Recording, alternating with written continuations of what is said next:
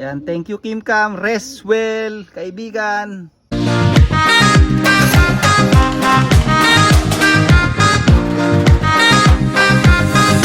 So mga kalapatids, nakita nyo na naman yung pagmukha ko. Ayan, for today's video, medyo malungkot na video kasi meron tayong isang ibon na napamahal na sa atin.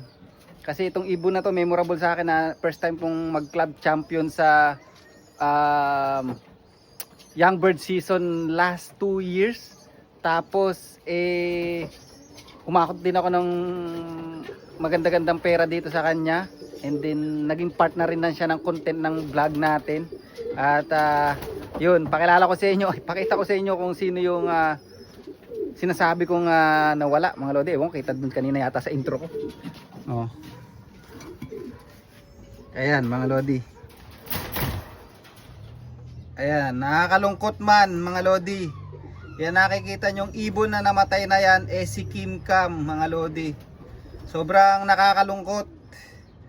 Kanina pagising ko ng umaga, ganyan na siya. Nagulat ako kasi kaya siya nandito mga lodi.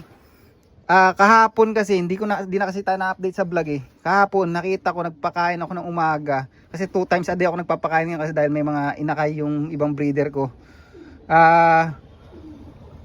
Nakita ko siya na nakita ko doon sa may isang perch dito, Yan.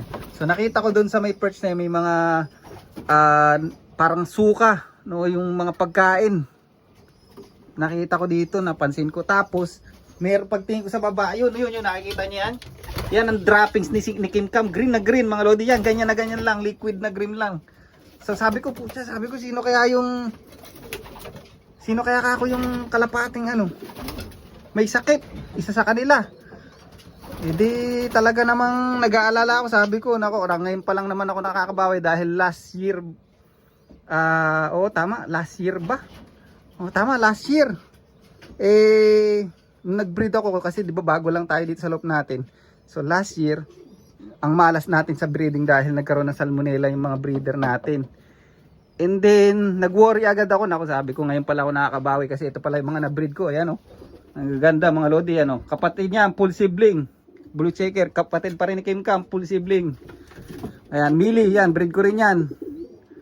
Ayun po yung kapatid niya, yung blue checker cock. Ayun, anak niya yun, yung Millie Pied na yun mga lodi. Baka ihabol natin sa young bird race yan, titraining natin. Ayan, wala tayong magawa. So, ganun talaga, hindi ko alam kung bakit. Siguro isa yun sa dahilan bakit hindi siya nakauwi nung, kung naalala nyo, ni-race ko siya ng pangalawang 700 kilometer niya. Kung nakauwi sana siya noon, isasakay natin siya sa 1,200 kilometer. Pero sa kasawiang palad, nung pangalawang 700 kilometer na race niya, hindi na siya nakauwi nga. So ito siguro yung isa sa dahilan. Meron na siyang nararamdaman noon. Pero pag nakita mo talaga si Kim Cam mga lodi, hindi mo masabing may sakit siya. Kasi yung katawan niya, simulat sa pool, talagang medyo parang bangkain. At hindi ko siya makitaan nung kahapon na hiniwalay ko siya. Ayan, ewan ko, may picture pa yata ako nito. So kahapon buhay pa siya, may picture dyan. Ayan, flash ko na lang dyan. Hindi mo masabing okay siya. Hindi mo masabing may sakit siya. Yun pala yun, sorry. So hindi ko masabing may sakit siya kasi hindi siya nangangarayom. Alam mo yung parang yung nagiging floppy yung balahibo niya, nagtatayo-tayo tapos nakatalong kula. So basta makikita mo naman kung nagkakalapate ka talaga, malalaman mo kung ano yung nararamdaman ng ibon, kung may sakit o wala. But siya, hindi ko makitaan na may sakit siya. Kaya nagulat ako nitong umaga. Pero nung kahapon, ang sama talaga ng dropping siya. First time ko makakita ng ganun droppings na talagang green, talagang nagli-liquid lang. So hindi ko nga siya pinakain muna kahapon. Dahil gusto ko, baka kung may nakain lang, ilabas niya, i-drops niya, idumi niya ng idumi. Pero nagulat ako kanina umaga. Ayan siya mga lodi. So mamaya hukayan na lang natin siya dito. Para at least maging siya dyan mga lodi sa halaman natin. So ayan. Thank you Kim Cam. Ayan, thank you Kim Cam. Rest well, kaibigan. Ayan nakakaawa naman to ibon na to. Grabe, ang tagal namin nagsama na itong ibon na to mga lodi. So na-breed ko pa siya sa dati kong loop mga lodi. At siya yung basta meron siya yung yung binubuksan niyo yung Facebook page ko dun sa mga nakapin na video. Siya yung 1,700 yata yung speed o 1,600 something o 1,300, hindi ko alam. Basta may video ko dun na talagang yun, dun na nagsimula yung history ni Team Cam na nag-club champion kami, pulling winner. At yun, talagang hindi lang yun, talagang kahit itong old bird season nagpakita siya ng gilas siguro talagang may nararamdaman na ay ng hirap pagkakalapate o kahit sa manok.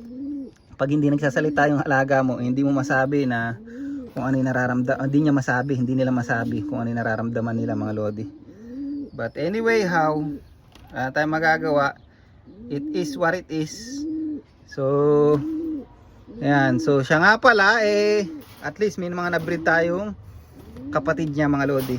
So sa lahat na na-breed ko ngayong season, so sa full sibling ni Kim Cam meron akong parang 3 clutch mga lodi. So 3 clutch yan. Tama ba ako? 3 clutch? O tama, 3 clutch. So ito yung second clutch. Ayan, ito itong dalawa na ito mga lodi. Second clutch. At saka ito yung first clutch. Ayan, ayun yung first clutch mga lodi. Ang third clutch, ito itong dalawa na to. Yan, yung blue bar na yan. Yan, nag-iisang kapatid na blue bar na ngayong season ni Kim Cam. At ito. Kailangan ko lagyan ng tag to kasi magkamukha itong itong second clutch saka ito. Ayan, tingnan yung itsura nito, mukhang feral bird. Parang wild pigeon lang pero ang lupit nito mga lodi. Ito palagi ko sa young bird season, medyo maasahan ko to.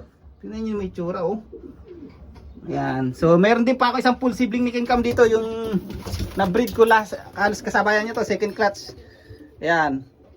Kapatid niya yan. Second clutch to. Yung kapatid nito pinadala ko sa Christchurch. Sabi maganda yung performance na nanalo din daw sa club. Ayan. Mga lodi. Ayan siya yan. Second clutch yan. Ito baka i-race ko to sa old bird season mga lodi. Ayan. Magaling tong bloodline ni Kim Cam mga lodi. Saan na ba yung tatay ni Kim Cam? Ito. O ayan ang tatay ni Kim Cam mga lodi Ayan ang tatay ni Kim Cam. At ito ang pamangkin, si Pearl Eye, winner ng 900 km. At ito naman, itong tatay ni Kim Cam is finisher ng 1,200 km. Ayan. So kailangan kong lagyan ng tag isang blue checker kasi isa na yung blue checker na yun. Lagyan ko ng tag para kasi ito nga 2 mili na to. Anak ni paring stubborn yan. Ayan, yung 2 mili na yan. Pag nilagay ko rito yung 2 inbred, yung anak ng inbred, kasi nasa breeding cage yun Pag inalo ko dito, hindi ko na maalala. Kahit kanina nilagay ko, hindi ko tuloy alam kung ano yung nadampot ko dun, kung sino dun yung kapatid, yung anak ni stubborn. O anak na inbred, di ko alam tuloy ngayon. Basta ito, iniwan ko na lang itong 2 dito para masubuhan pa rin ni paring stubborn. Dahil nga itong kaparis niya, yan. Ayan, kapatid ni Pearl ay may itlog na naman mga lodi. Ayan may itlog na naman. So ipapayaya ko lang to. Dahil si stubborn, i-condition natin si stubborn. Ipaparis natin siya sa federation ng winner ng federation ng 1,200 km. Ayan, hindi pa natin napablogin, hindi pa natin napapakita dito, pero andito sa loob ko yun mga lodi. Alright. Ayan, nakakalungkot. Pero wala tayong magagawa, it is what it is. Hindi pa ako nakakapaglinis masyado mga lodi dahil na-busy rin ako. But anyway, yan, in-update ko lang kayo kasi pagka nilibing ko na si Kim Cam, hindi ko na mapablog. Kaya magtatanong at may magtatanong sa akin kung nasaan na si Kim Cam. Ayan. At sa mga hindi pa rin, nag-vlog na ako na nakaraan. Sa mga nagtatanong kung nasaan na si Kim Cam, si Stubborn, ayan, nakabalik po.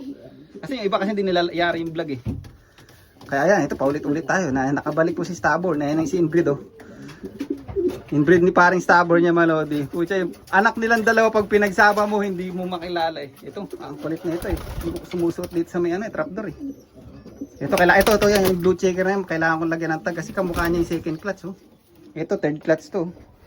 Yan, puro kapatid ni Kim Cam to. Hindi ko alam. Grabe kakaiba talaga mag-anak yung nanay ni Kim Cam Kakaiba. Tingnan nyo tong first clutch, ang lalaki. Blue checker. Asan pa isa? Yun blue checker din. Tapos ngayon bigla ng second clutch, lumiit, blue checker. Third clutch, isang blue checker, isang blue bar. Pero dati, ngayong season lang, first time lang talaga, ngayong taon lang ako nakapagpalabas sa nanay ni Kim Cam na blue checker, na anak ng blue checker. Dati blue bar mga lodi. At ito naman yung pinakamalupit nating hen na gagawin kong main breeder ngayon to mga lodi. Na pinaris natin kay inbreed. Maitlog na naman. Ayan o! Napakaangas! At ito, sinuutan natin ito, itong si 499 sa atong inbreed. Ito naman yung anak nila. Ayan o. Ayan, mili na naman. Napakapaangas. Ayan, napakapangit daw yun. Napakaangas! Ayan, sinuutan natin ng parang sa Pilipinas yan, super set kung tawagin. Meron kasing money, may malaking premyuhan na magaganap this year sa Old Bird season palipad nito. Ayan o, SA yan mga lodi. Ayan ang makakalaban nila. Tingnan natin kung magpe-perform.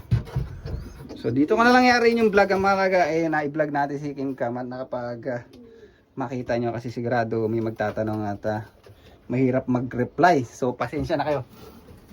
Pasensya na kayo mga lodi dun sa mga nagme-message sa Facebook page ko. Hindi ko kayo ma-replyan lahat kasi sobrang dami. At itong pag-vlog kasi hindi ko naman full time to.